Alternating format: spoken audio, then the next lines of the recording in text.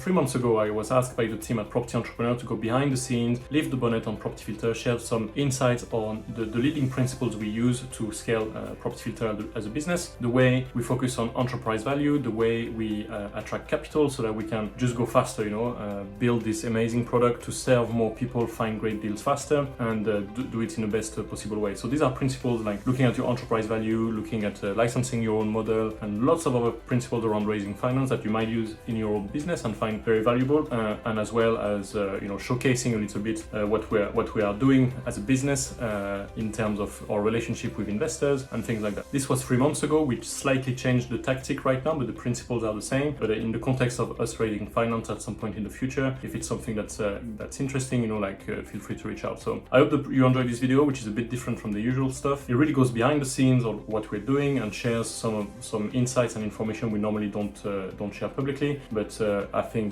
you find it valuable. So hopefully that serves you and helps you in your business. So I hope you enjoy.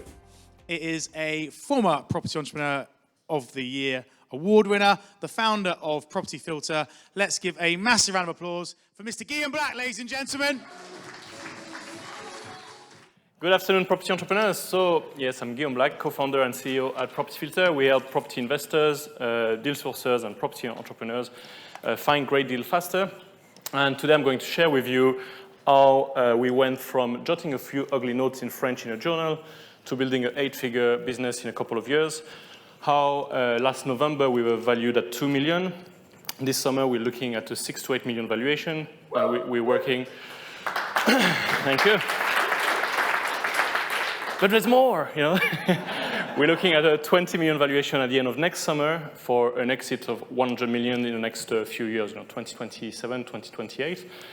And so my top 10 tips on the matter. So first of all, and this is for you guys who've got trading businesses, your cash flow businesses, if you have your lettings, maintenance, sourcing, any property education, if you've got a lending platform, and it's thinking about the enterprise value of what you are doing.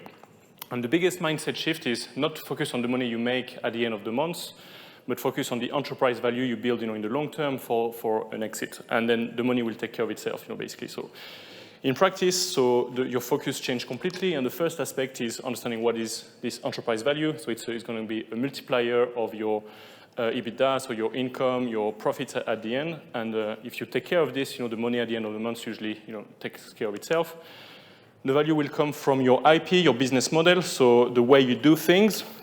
And something you can then license, and I'll talk more about that.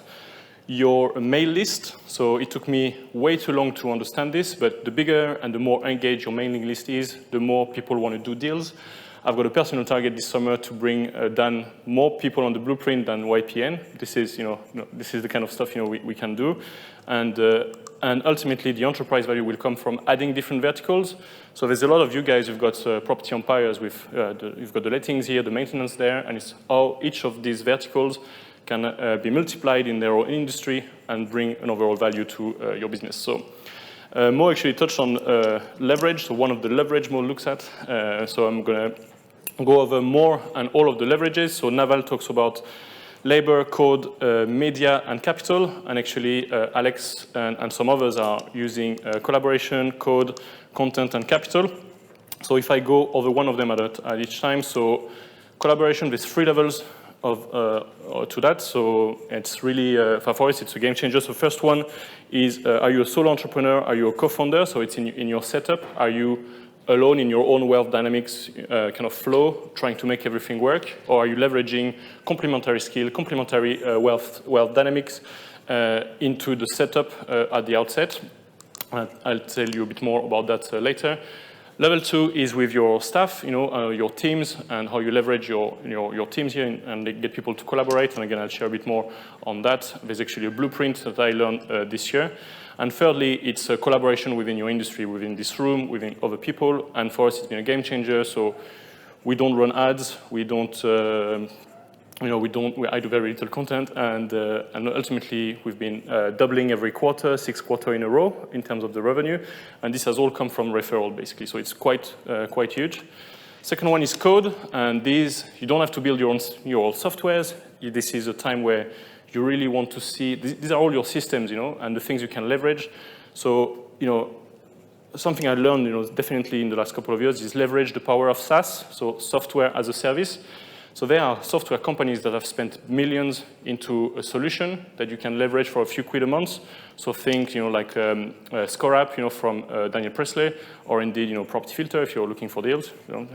Just wink, wink, and lots of this. So as a company, so we have I spend well over £3,000 a month in subscription, and if I count the Property Filter servers, I'm well above the £10,000 a month.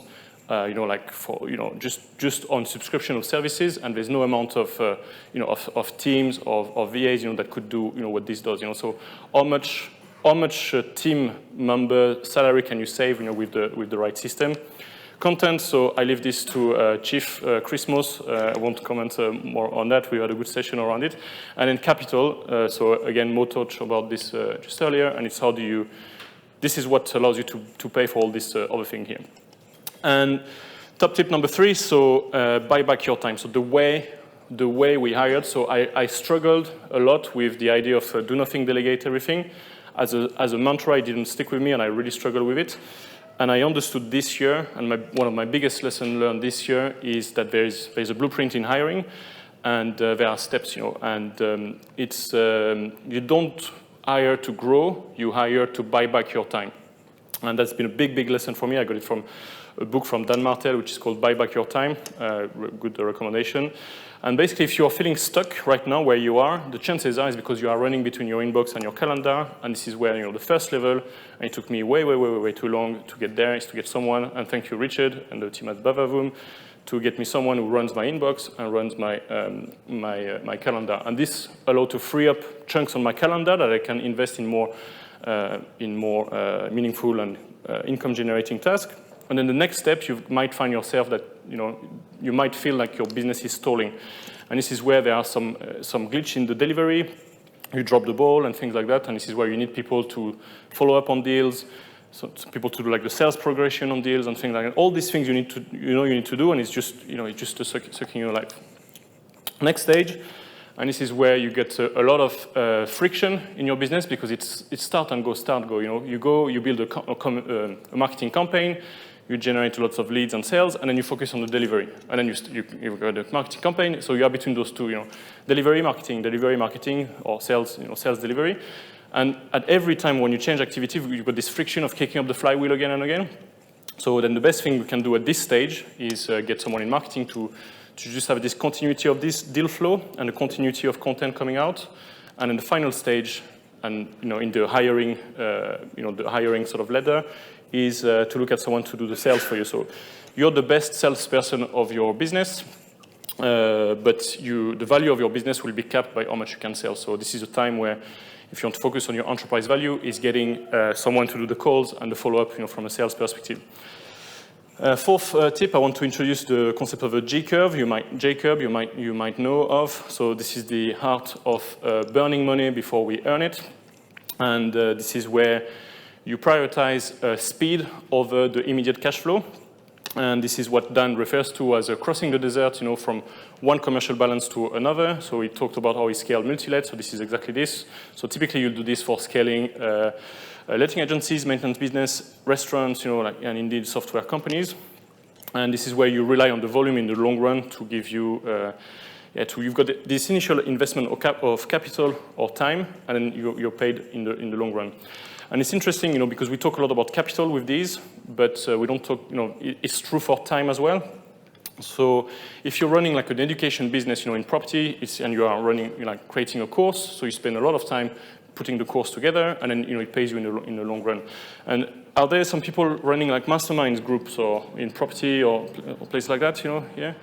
I can talk to you after this if you want about something where you can leverage collaboration and content to build a top of funnel 70% net margin top of funnel property product that just you are paid basically to get leads that you can nurture to put into your mastermind. So this is the kind of stuff we do with education companies. So I can tell you more about that as well. So build in scalability in your business model, and this is where this J-curve is uncapped, and the same principle as previously, but there's no delivery constraints. So this is where the cost of fulfillment, decreases, or is just uncapped, because of the nature of the way you've done it. So with software, it's obvious, because you just build it, and then there's no kind of limit. But you can do the same with bricks and mortar businesses, and and if you look at all the portfolio businesses of Alex Hormozis, this is what he does. So this is all, he's got a photograph studio chain of 40 branches, 40 locations. It's valued at $60 million, and it's licensing one model and doing it over there. It's what he did with gym launch and things like that. So I do believe there's a real opportunity right now, if you've got good systems and processes, to license your business. And like if you run a sourcing business, like why would someone go and buy a course and figure out for themselves? You've got a system that works, and you can just sell your business as an opportunity, for people to license it, and then you can continue to stay involved and use it to grow. So this is where you can have centralized things like your like deal progression, investor relationships, and things like that. You've got all the control in one place, but people pay you to learn from you, follow the system, and then you can scale in multi-location rather than having your own employees doing stuff. And ultimately, you do this by incentivizing people, so they've got they just want to get involved, and the offer is really it's a no-brainer offer. You want to go and buy a course with Samuel Leeds over there, or do you want to go and buy my franchise, in sourcing deals over here? Same price, guaranteed income. So. And with capital, what I've learned in the last 12 months really is that the easy way to buy all these things we talked about, leverage collaboration, code, content, is to attract capital. And you do this by being the deal, So they say that time is money, but I tend to disagree strongly. It's more a case that money buys you time, and you can just buy speed and velocity in what you do. And capital allows you to do that. And so... and you do this by becoming the best opportunity around. And that starts with your funding team. So as a setup, so we make ourselves the best opportunity around in terms of getting equity capital invested in the business. And if you are looking at investing in such businesses, or if you want to make yourself investable, I would look at the funding team. You've got a lot more chances of success if you are a very complementary founding team, rather than you are on your own with your own wealth dynamics flow, trying to, doing things in and out of flow. Think of what Dan talks about in the blueprint events about the 3D tools. You've got the delivery, the detail, and the drive. Or you could look at this with like strategy or tactics. You've got different people that bring different things. Like the big vision and the detail. All these things here. And like a complementary team with the right mix of skills, will just go a lot further, and I've got a lot more chance of success. And then this has got to be the main focus, So it's no surprise that when people apply for incubator, Dan asked that it needs to be the 70% focus. But I will go further to say it's got to be like their 200% focus. They've got to be working on it on the weekend. Wink, wink. Again. and so and again, I think Jim Rohn says, it's a different mindset. Like extraordinary things, extraordinary accomplishment come from doing extraordinary things for ordinary things for extraordinary period of times. And it's about having this focus of just going at it, doing the normal things again and again, and understanding that this is a long game. And then, in terms of positioning yourself, so this is again, Mo talked about this. This is like raising money is like dating. You never want to be in need when you are. It's like, how do you say? You never want to be needing the money when you are raising money. And this is like dating. So believe me, I'm a married Frenchman, so the struggle is real. But it's true. So what we do is basically we break even every time we enter a funding round. So the more we wait, it means the more valuable we get, rather than having this urgency that we need the money or we're going to die. And so I'll show you a bit more. And this has got to be a no-brainer for your investor. When we position ourselves as an investment opportunity, we don't talk about returns the people get. We talk about multipliers people get. And I'll tell you a bit more about all these things works. But basically, it's just a no-brainer offer. You remove You remove all discussions from it, and it allows you to choose the smart money. So you can go and work with the people you want to work, rather than like, oh, please give me your money kind of thing. So all our early investors, they all are distribution channels, or they've got some sort of a brand we want to be associated with, and it just helps us to be where we are right now, and we continue to do this in the next round. So incentivization. So again, all in this idea of being more valuable, and there's so many dimensions to that. So from a sales perspective, so we've got very low cost of acquisition. We run no ads, never run any ads. I put out very limited content, and our main channel has been to work from referrals. So we give 15-25% of the recurring revenue to people who introduce us members. And typically the value of an introduction is around £250 per members. So this has fueled all our growth so far. And George Hamilton talks about not digging a hole in the desert. It's finding someone's flow and tapping into the flow here. And ultimately, we want to be. It's in this collaboration piece where we want to be the car manufacturer, the tire supplier of the automotive industry, and we want to help the automotive industry grow. And when they grow one-fold, we grow fourfold. Basically, that's kind of the strategy we've had. From investors, so again, all of these equity investment in startups are quite high risk. So you want to talk about double-digit multipliers on investments. You can leverage things like EIS, SEIS. And from a funder's perspective, so be very mindful of some investment that exists where the investor takes a lot of the equity out.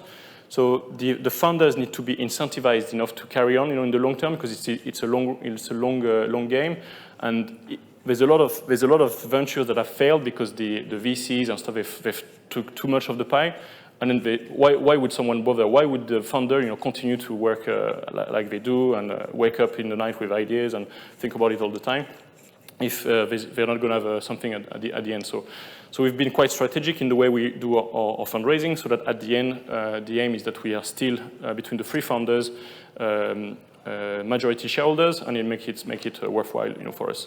And finally, key teams. So we've set up option pools, EMI schemes. So these are ways of incentivizing your employees. This is how you attract people that will accept to work with you with 40% salary cuts, but will be aligned with your business goals, And you don't give them shares right away.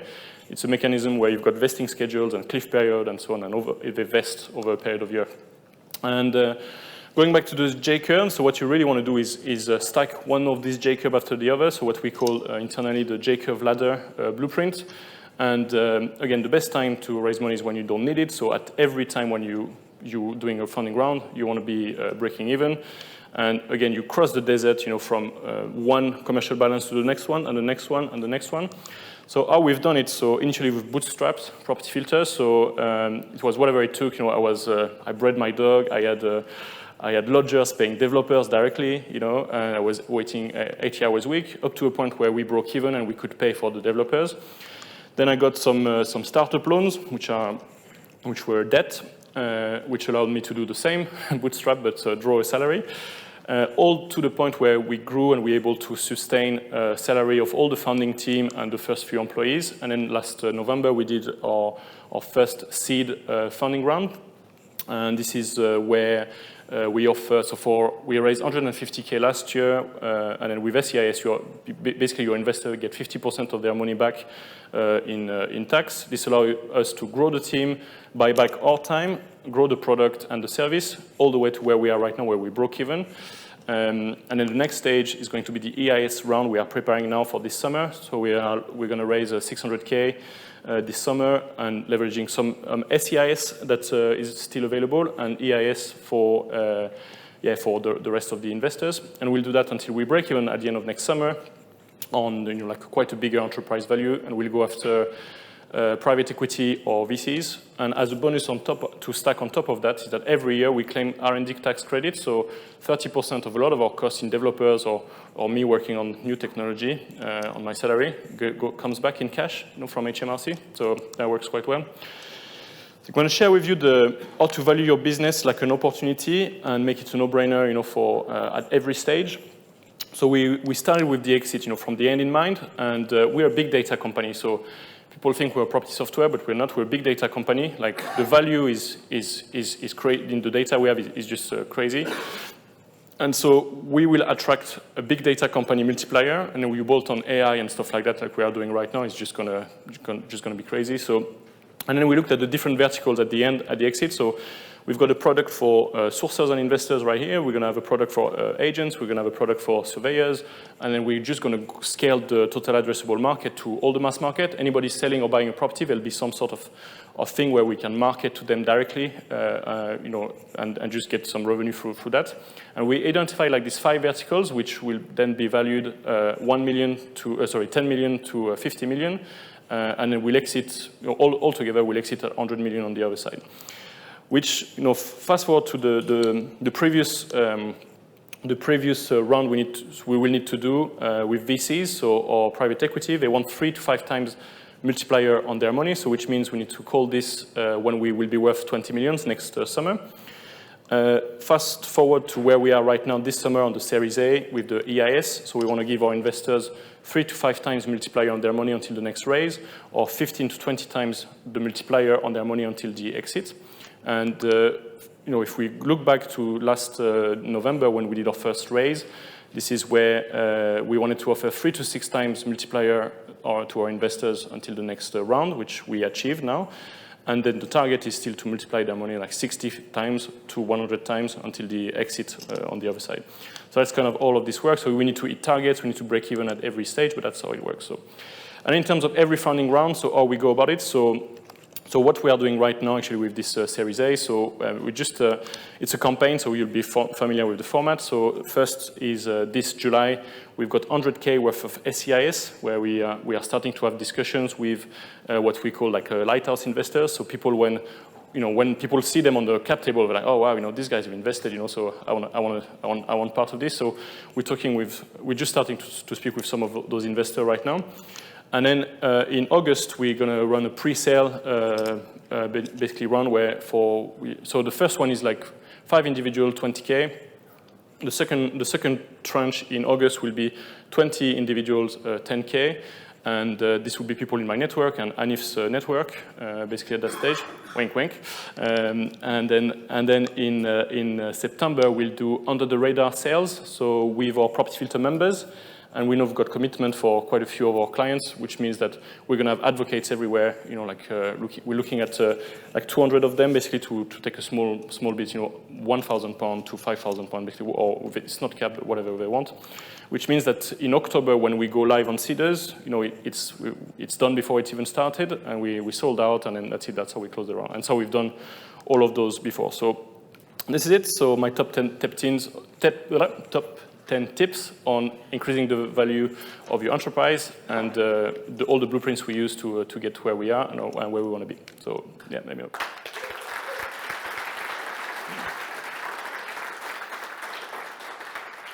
Thanks, Guy. Just before we go to lunch, any questions? Okay, Graham. Cheers, that was great. Have you looked at the Innovation Smart Grants? I'm not sure, no.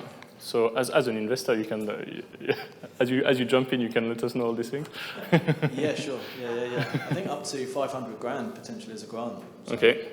Yeah, quite hard to get because they're open to anyone, but and especially for software, from what I understand. Yeah, so I looked at quite a few of the grants at the beginning, and it was like low value stuff. If you buy kit, they give you a few percentage on the computer and stuff. But we had very low capex at the beginning, so there was low expenses, and then we wouldn't qualify because we were too old later on, because we didn't buy anything when we started. We had no expenses. These were the things, but I know there's lots of stuff with the EU and there's lots of things, but yeah, smart grants are cool. It's between 100 and 500, and you get 70% of your spend. Yeah, it'd be quite good. Yeah. Yeah, thanks for that. Cool. Declan has actually applied for a smart grant recently. BAV chap, so you might have a chat with him. Who's next? Who's got a question for Guillaume? Any other questions? Got Mo there. Hey. Oh. Of course Mo's got a question. Thank you, really good presentation. Welcome. Do you have to, when thinking about the wealth hierarchy of like what you focus on, cash flow, like profit equity, with you and with building this company, are you You mentioned you didn't pay yourself to start with, so did you have some other way of covering cash flow? And do you have to go when you do? Yeah, breeding dogs and lodgers paying developers directly, yeah. and that was it. Yeah, so we had zero expenses because we were like hustling. Yeah. So are you now literally just at the point where you just need to cover cash flow until the exit, or you want to take some lumps of money out? Like, yeah, so we'll, you know, it's this thing of a form, storm, norm, perform thing, and there's a point where you need to show that you're profitable for a year. So we'll take all the profit, you know, from a full year before we exit, basically. So it means we'll put less things through the business and just make it as least tax efficient as possible, so we can show as much profit as possible for the exit. But I think Mo was asking, like, when are you going to pay yourself? Can you pay yourself? Yeah, well, of course, yeah. So we all have a salary and stuff. So it's not. But what I meant was, do you increase that as you go, or are you just literally holding it level until you exit? Yeah. So from a personal cash flow perspective, I'm covering my personal like lifestyle, but there's no like extras and stuff like that because we it's just our culture. We prioritize investing in the teams and other stuff to make this enterprise value, you know, better. So we're, we want to make this as successful as possible, and then we can see the long game of the enterprise value on the other side. So I'm really far from the salary I used to get when I was working, but it's covering my cost. And then as it becomes more and more profitable, we've got a plan to all increase our salary, like in the employees and people in the company. Yeah. Perfect, thank you. I remember it's a question you asked Mike Bistro, like a couple of years ago in one of the war room. Yeah. Guillaume, do you exit any of your investors, or are they in for life? So with SEIS and EIS, you need to hold the shares for a few years. So I think it's like 2 or 3 years for you to qualify for the relief. And then what's going to happen with so some of the people on this round will come on the cap table. So those with the biggest will come with the biggest investments, and then the smaller investment will go through seeders. So there's like a nominee service. And there's a secondary market in there where we can buy and sell shares to each other from that. Fantastic. Any other questions? Okay, let's give Guillaume a massive hand. Thank you, Mr. Black.